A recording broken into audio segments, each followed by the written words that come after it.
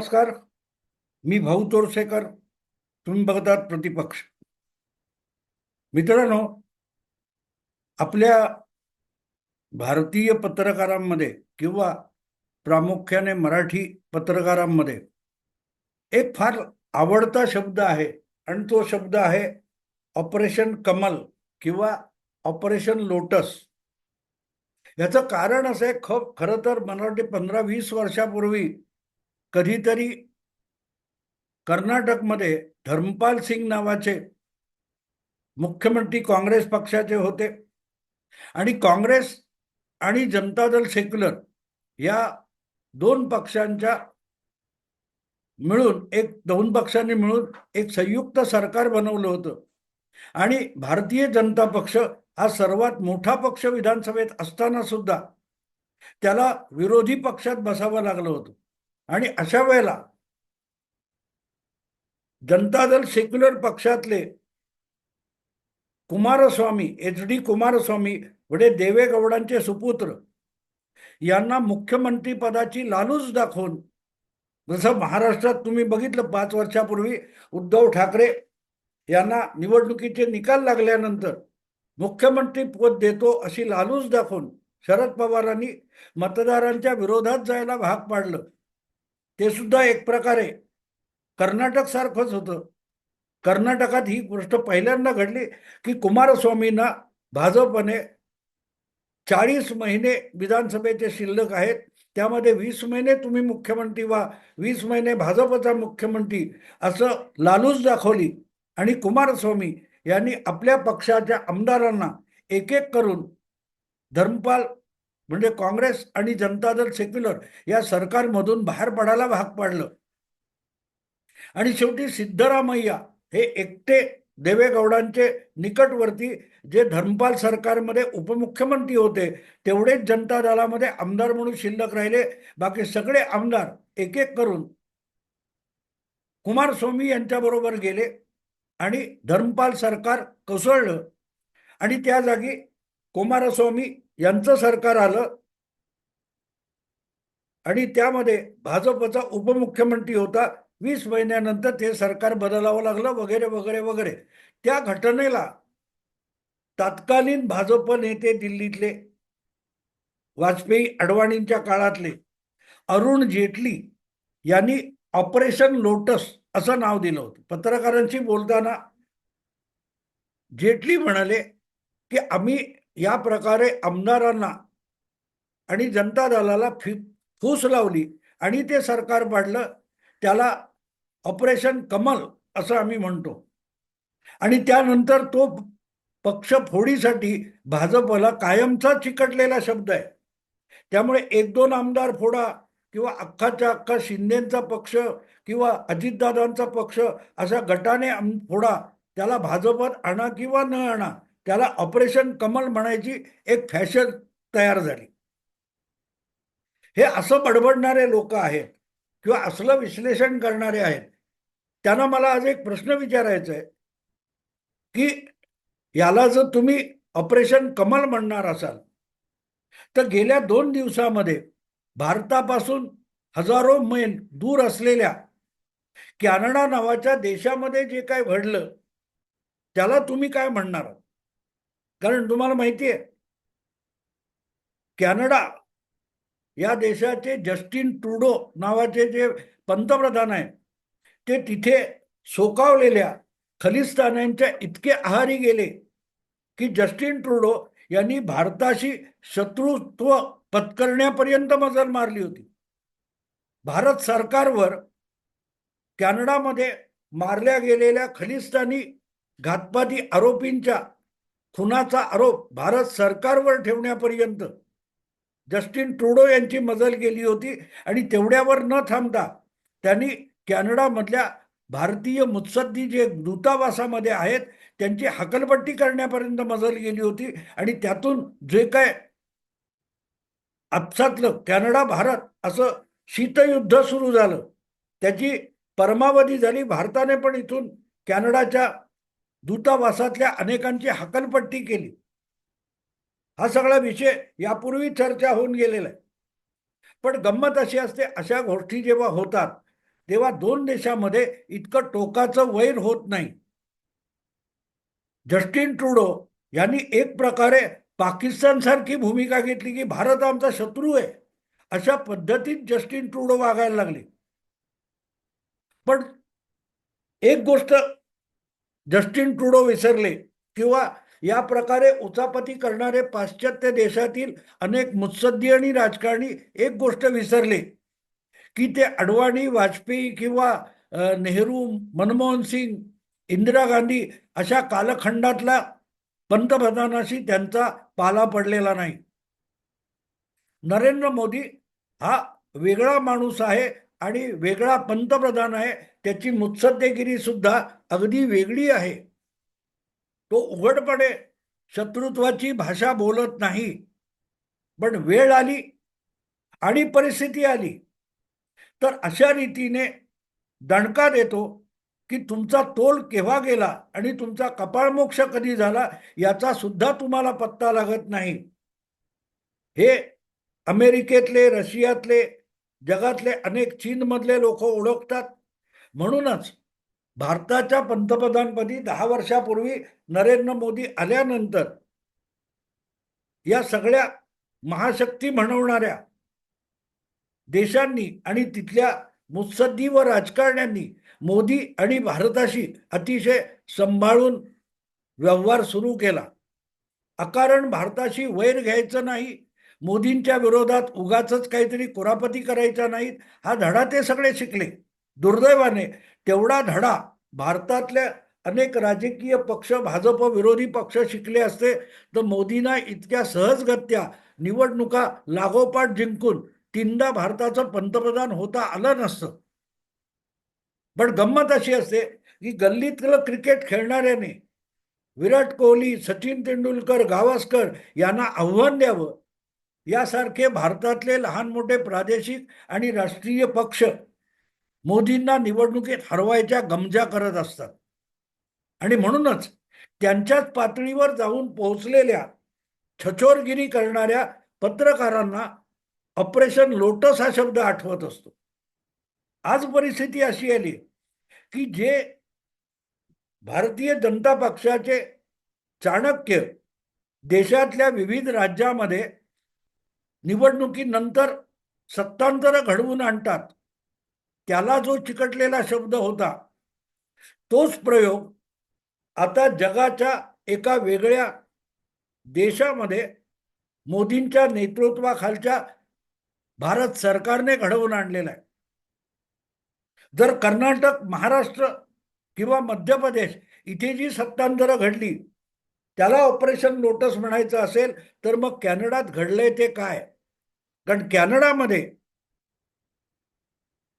तिथला पंतप्रधान, 9 वर्ष पंतप्रधान असलेला जस्टिन ट्रुडो नावाचा माणूस याने मोदींशी पंगा घेतला, कारण नसताना पंगा घेतला आणि खलिस्तान्यांच्या नादी लागून भारताशी शत्रुत्व पत्करलं. त्याचे परिणाम दिसत आहेत 1.5 वर्षामध्ये. एका वर्षामध्ये त्या जस्टिन ट्रुडोला आपल्या पंतप्रधान पदाचा राजीनामा देण्याची नामुष्की आली. मला हा सगळा प्रकार 5-7 वर्षापूर्वी कर्नाटकात घडला किंवा महाराष्ट्रात घडला तसाच्या तसा आठवतोय. उद्धव ठाकरे यांचे विश्वासातले लोक, आमदार त्यांना सोडून निघून गेले, सुरत, गुवाहाटी निघून गेले. कुमारस्वामी यांच्या नेतृत्वाखाली देवे गौडांचे निष्ठावान आमदार त्यांना सोडून गेले होते आणि हे अनेक ठिकाणी झालं. आता तीच गोष्ट जर कॅनडामध्ये होत असेल तर कॅनडामध्ये काय भाजपचं सरकार येणार आहे अशातला भाग नाहीये.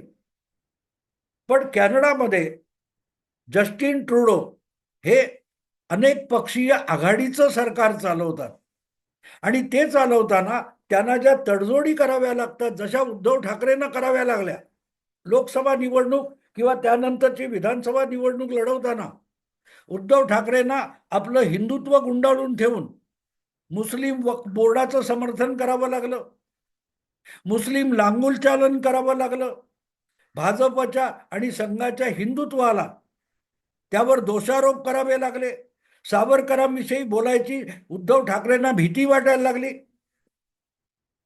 नेमकी तशीच अवस्था गेल्या वर्ष दीड वर्षामध्ये कॅनडाचे पंतप्रधान जस्टिन ट्रुडो यांची झाली आणि या सगळ्या गोष्टीमध्ये उघडपणे जस्टिन ट्रुडो किंवा कॅनडाच्या विरोधात एक चकार शब्द मोदी बोलत नव्हते की मोदींचे परराष्ट्र मंत्री जयशंकर बोलत नव्हते. पण अशा गोष्टी आंतरराष्ट्रीय पातळीवरच्या राजकारणामध्ये अतिशय सावधपणे हालचाली कराव्या लागतात आणि कमीत कमी बोलायचं आणि जास्तीत जास्त करायचं याला डिप्लोमसी किंवा मुत्सद्दीगिरी म्हणतात. हीच गोष्ट जस्टिन ट्रुडो विसरला, पण मोदी आणि जयशंकर विसरलेले नव्हते. त्यामुळे ज्या प्रकारे भारताला अपमानित करण्याचा आणि भारताशी शत्रुत्व पत्करण्याचा डाव खलिस्तान्यांच्या नादी लागून जस्टिन ट्रुडो खेळत होते, त्याची किंमत आता त्यांना मोजायला लागली. कारण अर्थातच तुम्हाला माहिती असलं पाहिजे की 100-150 वर्षाच्या आधीपासून कॅनडामध्ये मोठ्या प्रमाणावर शीख लोक जाऊन स्थायिक झालेले आहेत.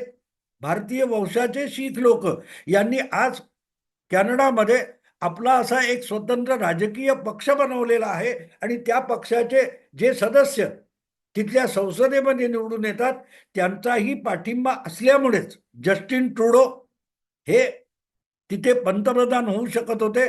त्यांचे वडीलही मला वाटते पंतप्रधान होते. पण मुद्दा असा आहे की हे सगळं करताना, आपली सत्ता टिकवताना राष्ट्रीय हिताचा कुठल्याही राष्ट्रप्रमुखाने बळी द्यायचा नसतो. खलिस्तान्यांच्या नादी लागून आपलं पद टिकवताना जस्टिन ट्रुडो यांनी भारताशी वैर पत्करण्याची गरज नव्हती. मला एक जुना आठवण येते की ज्या वेळेला वाजपेयी हे 1998 मध्ये पंतप्रधान झाले तेव्हा त्यांनी निवडणूक पूर्व अशी तमिळनाडूतल्या अण्णा द्रमुक बरोबर आघाडी केलेली होती. अण्णा द्रमुक हा तमिळनाडूच्या विधानसभेत विरोधी पक्ष होता आणि द्रमुक हा सत्तेत होता. करुणानिधी हे तिथले मुख्यमंत्री होते.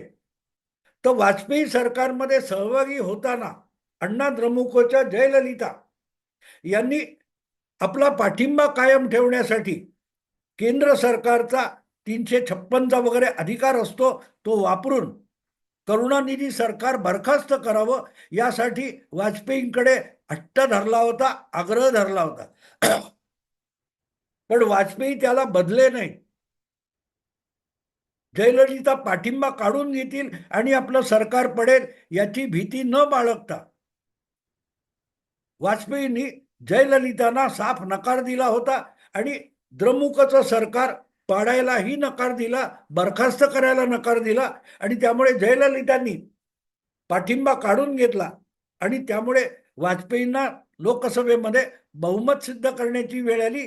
तेव्हा द्रमुकचे भाजप विरोधात असलेले खासदार भाजपच्या मदतीला आले आणि पुढल्या काळात तमिळनाडूमध्ये द्रमुक आणि भाजप अशी आघाडी तयार झाली होती. हा सगळा इतिहास एवढ्यासाठी सांगितला की आपलं सरकार टिकवण्यासाठी राष्ट्रहिताचा बळी वाजपेयींनी दिलेला नव्हता. राजकारण कितीही करा पण पक्षीय राजकारण करताना राष्ट्रहिताचा बळी द्यायचा नसतो याचं भान प्रत्येकाला ठेवता आलं पाहिजे.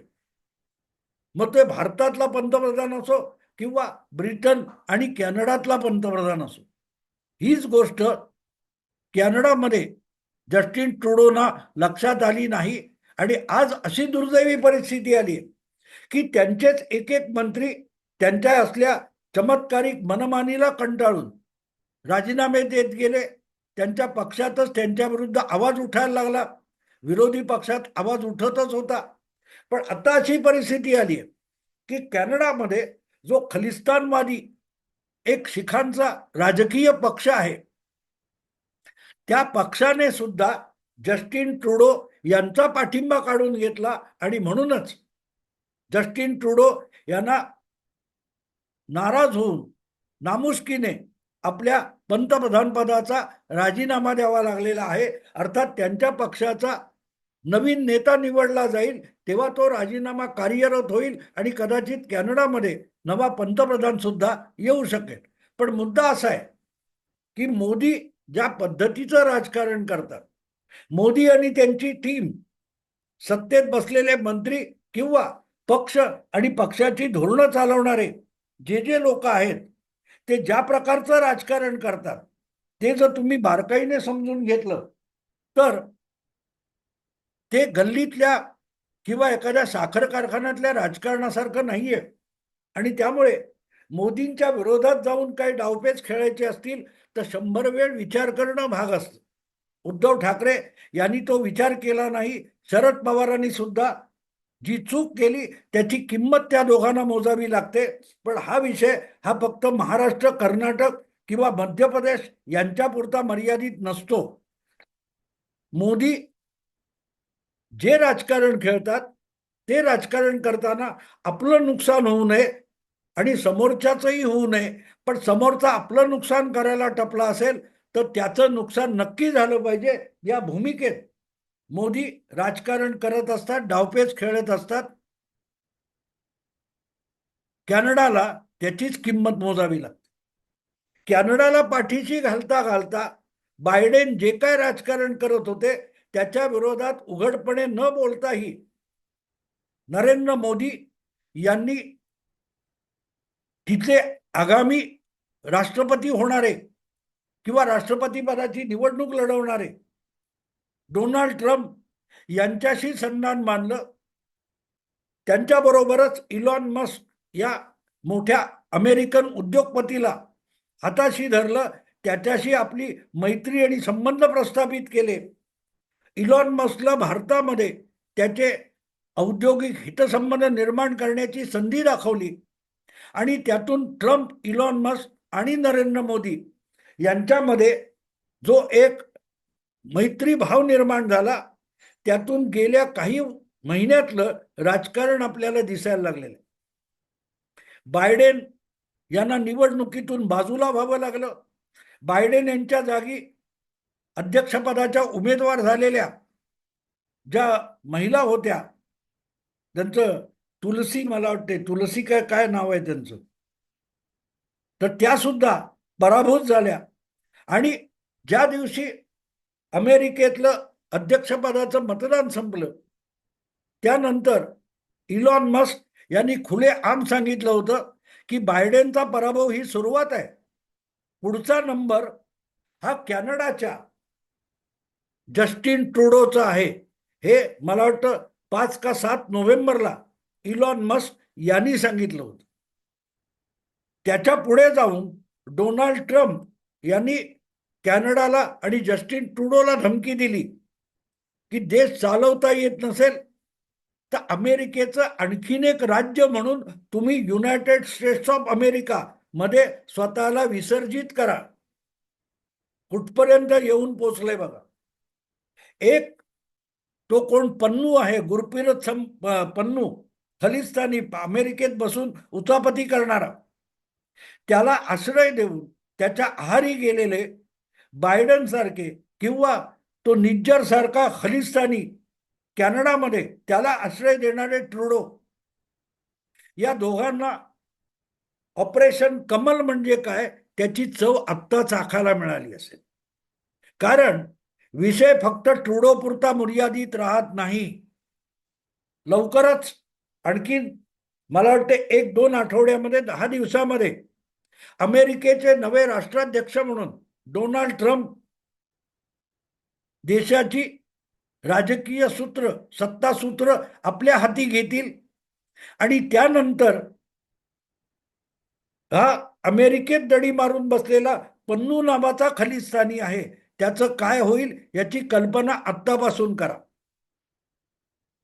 विषय अजून ट्रम्प अध्यक्ष झालेले नाहीत, पण पन्नूवर खुनी हल्ला करण्याचा आरोप ठेवण्यात आलेला निखिल गुप्ता नावाचा जो भारतीय अधिकारी होता त्याला पकडण्यापर्यंत बायडेन यांनी चावटपणा केला होता.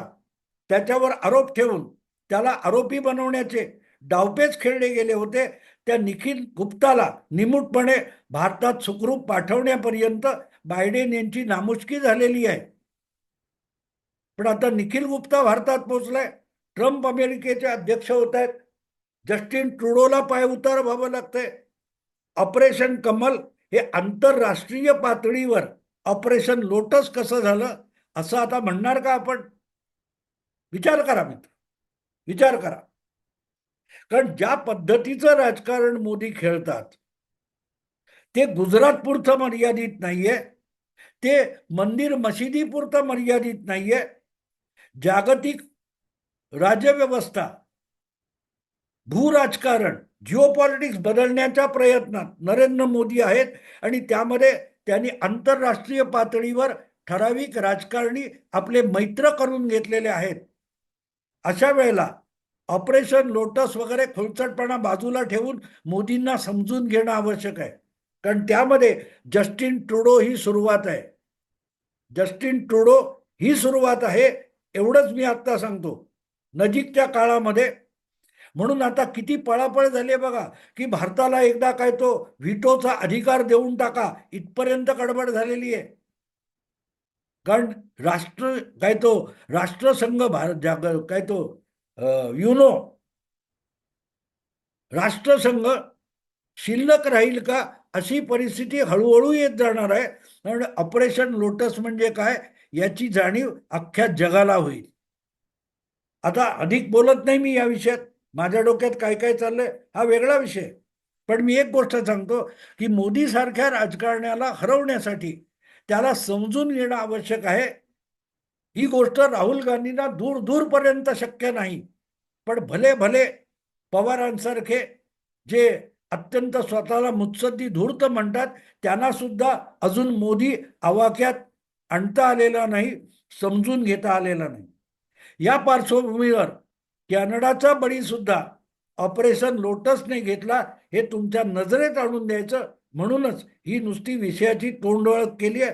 पुढच्या काळात अधिक बोलेन. आत्ता इथेच थांबतो. आवडलं लाईक करा, शेअर करा आणि प्रतिपक्षाला सबस्क्राईब करा.